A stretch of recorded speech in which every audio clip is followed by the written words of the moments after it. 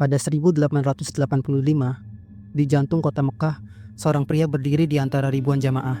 Ia mengenakan jubah, fasih berbahasa Arab, dan dikenal luas sebagai ulama yang saleh. Namanya Syekh Abdul Ghaffar.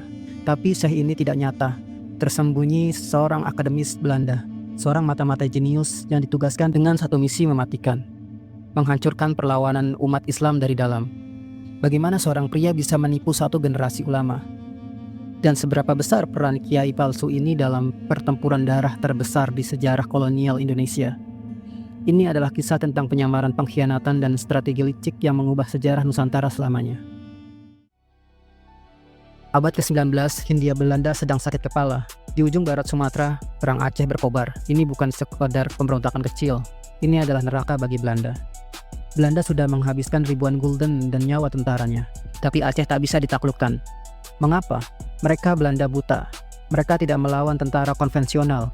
Mereka melawan semangat jihad fisabilillah. Para jenderal Belanda frustasi. Mereka mencoba membakar masjid, tapi perlawanan justru makin keras. Mereka butuh senjata baru.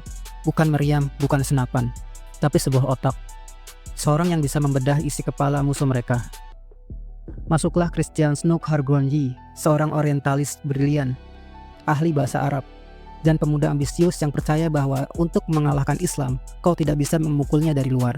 Kau harus menjadi bagian dari dirinya. Langkah pertama Snoek, ia pergi ke tempat yang haram bagi non-muslim, Mekah. Di sana ia tidak datang sebagai penjajah. Ia datang sebagai murid.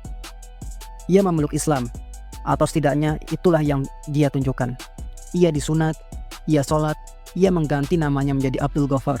Surat-surat pribadinya kepada kawan-kawan di Eropa menyiratkan sinisme.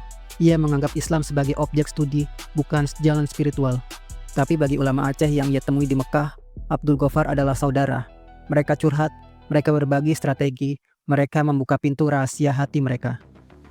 Disinilah Snoek menemukan kunci emas. Ia menyadari orang Aceh tidak digerakkan oleh sultan atau bangsawan, tapi oleh ulama, para tengku dan ule belang, dan dia tahu, jika Belanda ingin menang, mereka harus memisahkan agama dari politik. Juli 1891, Snoek mendarat di Aceh. Reputasinya sebagai Syekh Abdul Ghaffar mendahuluinya. Rakyat Aceh menyambutnya, bahkan para pejuang pun segan kepadanya. Mereka tidak sadar, mereka sedang menyambut arsitek kehancuran mereka. Snoek merumuskan strategi licik yang dikenal sebagai Islam polisi. Rumus sederhana tapi mematikan. Pertama, biarkan umat Islam beribadah. Jangan ganggu sholat, puasa, atau haji mereka. Berikan mereka rasa aman dalam ritual. Kedua, habisi Islam politik. Siapapun yang mengganggu agama untuk melawan kekuasaan Belanda, musnahkan tanpa ampun. Nasihat ini didengar oleh Jenderal Van Hout. Snoek berkata, berhenti berunding, berhenti mencoba mengambil hati para pemimpin fanatik. Kejar mereka sampai lubang semut. Saran Snoek mengubah jalannya perang. Belanda membentuk Korps Morsus, pasukan gerak cepat yang tajam, yang tidak segan membantai kampung untuk memutus logistik pejuang. Ini adalah genosida terselubung atas nama pasifikasi, dan semua itu didasarkan pada cetak biru yang dibuat oleh sang kiai palsu. Satu persatu benteng Aceh jatuh, Tengku Umar gugur, Cuk Nyadin tertangkap di masa tuanya. Strategi belah bambu Snoek berhasil. Ia mengadu domba kaum ule belang, bangsawan, dengan kaum ulama. Tapi ada sisi yang lebih gelap dari sekedar strategi militer. Snoek menikahi wanita pribumi, ia punya anak, ia hidup di antara mereka, ia makan bersama mereka. Namun dalam laporan ke Den Haag, ia tetap menggambarkan mereka sebagai subjek yang perlu ditundukkan.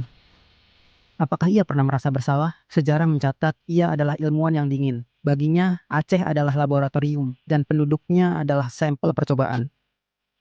Snoek Hargronje meninggal di Belanda pada tahun 1936.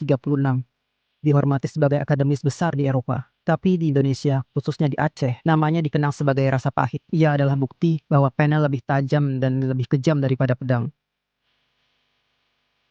Kisah Snoek mengajarkan kita satu hal penting. Penjajah bukan hanya soal kekuatan fisik. Penjajah yang paling berbahaya adalah memanipulasi pikiran, keyakinan, kepercayaan kita. Siapa Snoek Hargronje di era modern ini? Mungkin wajahnya berbeda, tapi metodenya mungkin masih ada di sekitar kita.